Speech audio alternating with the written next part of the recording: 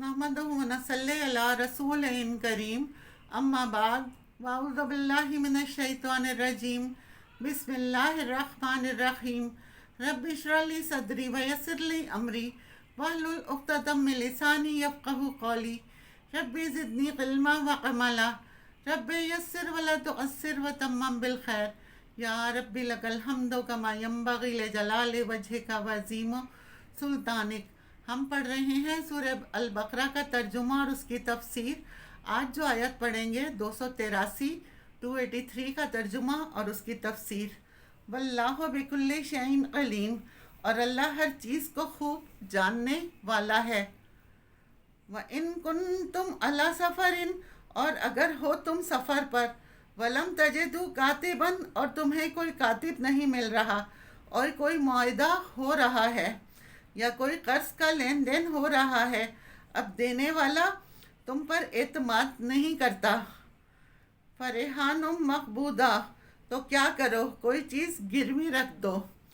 مقبوضتاً کا لفظ قبض سے ہے، قبضہ معنی مٹھی، اس کے ہاتھ میں آ جائے گی، کس کے قبضے میں؟ جس سے قرض لیا جا رہا ہو۔ فَإِنْ آمَنَ بعضکم بعضا، پھر اعتماد کرے تم میں سے بعض پر۔ کون کس پر؟ قرض دینے والا قرض لینے والے پر اعتماد کرے۔ فَلْيُؤَدِّ، تو چاہیے کہ ادا کر دے۔ الذی، وہ شخص، مخروص کو چاہیے کہ ادا کر دے۔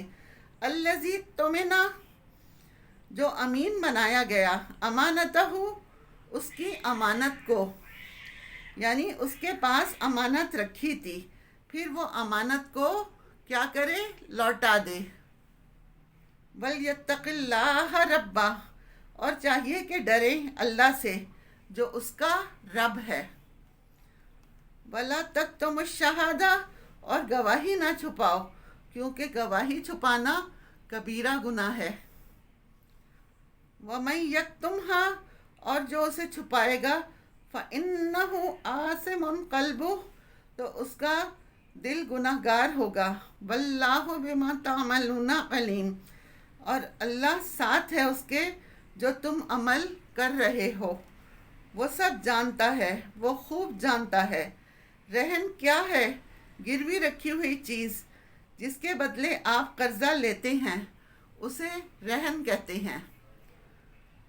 وآخر دعوانا ان الحمد للہ رب العالمین۔